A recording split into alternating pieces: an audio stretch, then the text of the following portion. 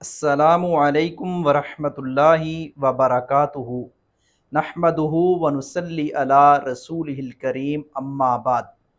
عمر کے آنے سے کفر پر جو زوال آیا، کمال آیا، کمال آیا۔ سید فاروق اعظم مظہر جاہ و جلال، سید فاروق اعظم مظہر جاہ و جلال، جن کی ہیبت سے آج بھی ہے کفر و باطل پر ملال۔ ناظرین کرام، حضرت عمر فاروق رضی اللہ تعالی عنہ جب یکم محرم آتا ہے، اور محرم کا مہینہ تو ویسے ہی شہداء کی شہادتوں کا مہینہ ہے۔ ویسے تو اسلام کی اگر تاریخ کا مطالعہ کیا جائے تو کوئی دن آپ کو ایسا نظر نہیں آئے گا، خالی نہیں بچے گا جس دن کسی شہید کی شہادت نہ ہوئی ہو۔ پورا سال اور پوری زندگی، جب سے یہ زمین و آسمان کا نظام جو ہے مارز وجود میں آیا، حضرت آدم علیہ السلام کے بعد پھر یہ سلسلہ انسانیت چلا، تب سے نبیوں کے ساتھ اور اسی طرح نبیوں کے جو پیروکار، انبیاء کرام کے پیروکار، ان کے ساتھ بدترین سلوک کیا گیا۔ ماننے والوں نے مانا اور انکار کرنے والوں نے انکار کرنے کے لیے ایڑی چوٹی کا زور لگایا۔ حضرت رسول اکرم صلی اللہ علیہ وسلم کے صحابہ بڑھتے چلے گئے، پھیلتے چلے گئے، اور صحابہ کرام ہمارے محسن ہیں۔ صحابہ کرام دین کا وہ پل ہے جو امت کو نبوت کے ساتھ ملاتا ہے۔ صحابہ کرام دنیا کے کونے کونے پر گئے، دنیا کے چپے چپے پر گئے، اور انہوں نے اسلام کے پرچم کو بلند کیا، سرنگوں نہیں ہونے دیا، الہ کلمۃ اللہ کے لیے اپنی جانوں کے نذرانے بھی پیش کیے۔ انہی شہداء میں سے مسجد نبوی کے مظلوم ترین شہید جناب حضرت عمر فاروق ہیں رضی اللہ تعالیٰ عنہ۔ یہاں میں حضرت عمر فاروق کے کارہائے نمایاں جو ہیں، ان کے کارہائے نمایاں میں سے ایک اہم ترین کارنامہ وہ ہجری کیلنڈر کا تذکرہ کرنا چاہتا ہوں۔ حضرت عمر فاروق رضی اللہ تعالیٰ عنہ کا یہ ترتیب دیا ہوا ہجری کیلنڈر ہے۔ یہ 17 ہجری کو یہ ترتیب دیا گیا تھا۔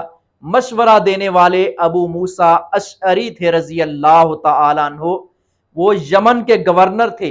عمر فاروق کے خطوط آتے تھے جناب حضرت ابو موسیٰ کے پاس، تو اوپر کوئی ڈیٹ وغیرہ کوئی یا لکھی ہوتی تھی، تو شاید کسی اور کیلنڈر کی ہو۔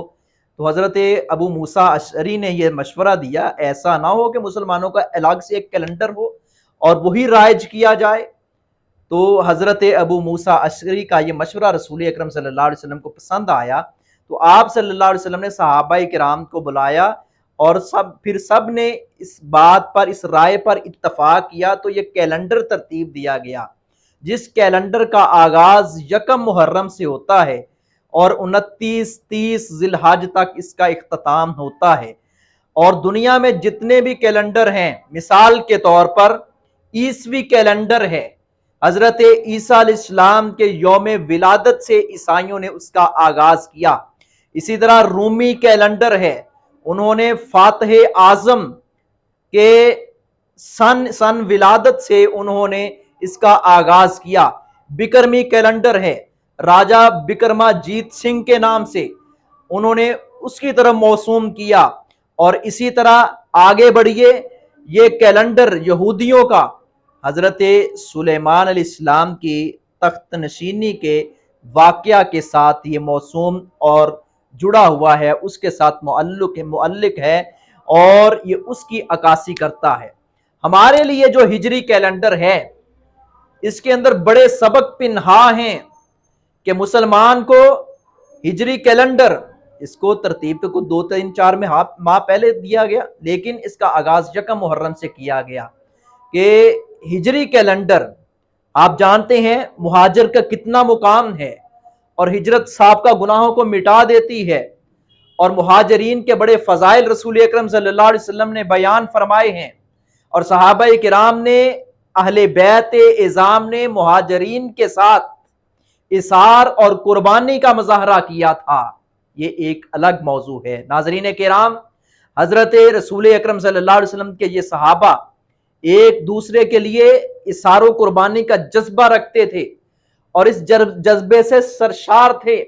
हजरत उमर फारूक रजी अल्लाह तआला अन्हु ने यह कैलेंडर तरतीब दिया है हिजरत से, कि रसूल अकरम सल्लल्लाहु अलैहि वसल्लम हिजरत करके मक्का मुकर्रमा से मदीना तैयबा तशरीफ लाए, उसी के साथ ये मौसूम है, उसी के साथ इसका एक ताल्लुक है कि मुसलमान को अपने इस्लाम और ईमान की बका के लिए अपनी जान भी देनी पड़े और माल घर बार छोड़ना पड़े, वतन तरक करना पड़े, खित्ता और इलाका तरक करना पड़े, एक जगह से दूसरी जगह मुंतकिल होना पड़े, वो इसके लिए इनकार ना करे। ये हिजरी कैलेंडर हमें ये भी सबक देता है और हिजरी कैलेंडर के पीछे एक पूरी एक दास्तान है। मगर अफसोस की बात है मुसलमान इस कैलेंडर से दूर हैं और ये कैलेंडर वो अजीम तरीन कैलेंडर है जिसको फरामोश मुसलमानों ने किया है और दुनिया के अंदर सबसे ज्यादा शायद ईसवी कैलेंडर ही राइज है और मुसलमान उसके मुताबिक चलते हैं।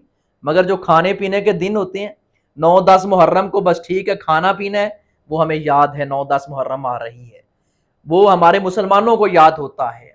12 रबीउल अव्वल खाने का और ढोल ढमक्के बजाने का और अय्याशी करने का दिन है, ये दिन याद है। या ईद उल अज़हा या ईद उल फितर का दिन याद होगा, या फिर वो बिदआत और खराफात के नाम पर जो दिन और रातें हैं वो तो याद हैं, लेकिन ये याद नहीं, बाकी तारीखें याद नहीं।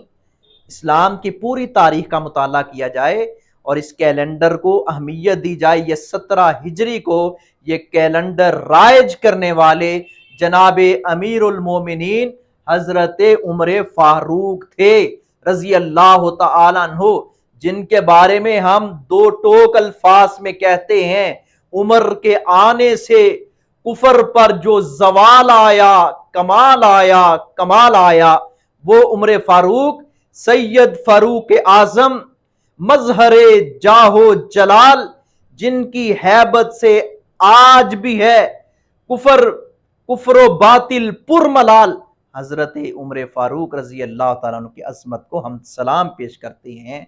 हजरत उमर फारूक रजी अल्लाह तआला अन्हु का दौरे खिलाफत मिसाली दौरे खिलाफत था।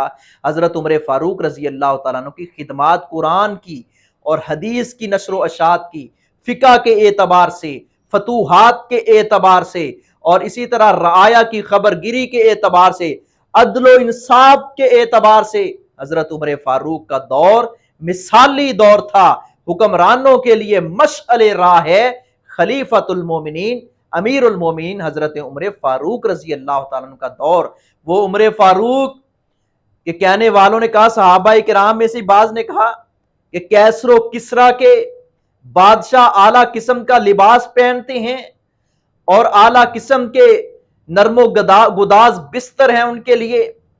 आपकी अजीब हालत है, आप कड़ी धूप में दरख्त के नीचे और पत्थर को सरहाना बनाए हुए आराम कर रहे हैं, सो रहे हैं, ये मुसलमानों का अमीर है। इतनी सादगी और रआया के साथ इस कदर खबरगिरी और रआया के साथ हमदर्दी के कहने वालों ने जब ये कहा, हजरत उमर फारूक ने फरमाया था, लहुम फिद दुनिया वलना फिल आखिरा, उनके लिए दुनिया की जिंदगी है, हमारे लिए आखिरत की जिंदगी है। वो उमर फारूक रजी अल्लाह तआला अन्हु फरमाने लगे कि अगर दरियाए फुरात के किनारे पर कुत्ता भी प्यासा मर गया तो उमर फारूक को जवाब देना होगा।